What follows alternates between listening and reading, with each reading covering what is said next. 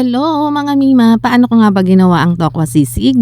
Eto na nga, umpisa hinugasan ko yung tokwa. After ko hugasan, pinatuyo ko siya sa tissue and then hiniwa-hiwa ko ng ganyan. Sinet aside ko na nga muna ang tokwa and then hiniwa ko na nga itong bell pepper.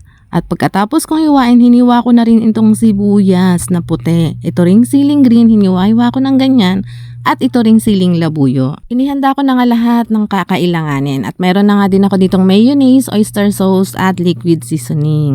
Umpisa na nating iprito ang tokwa at nang medyo light brown na siya, ayan hinango ko na rin kaagad para hindi masunog.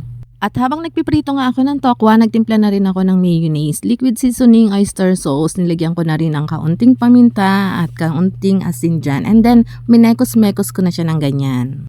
At pagkatimpla ko nga, ayan nagsalang na ako ng kawali at tsaka ng margarine. And then, inilagay ko na nga itong sibuyas, bell pepper at minekos-mekos ko ulit.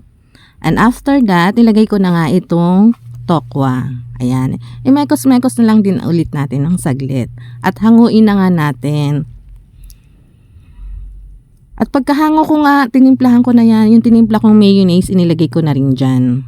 And then, minekos-mekos ko na nga siya para mag-combine yung lasa ng mayonnaise at ng tokwa.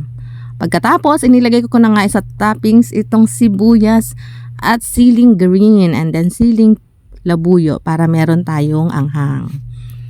And then, mekos-mekos ulit. Ayan, ready na ang aking tokwa sisig at napakasarap na nga ang kumain. Yun lang, thanks for watching!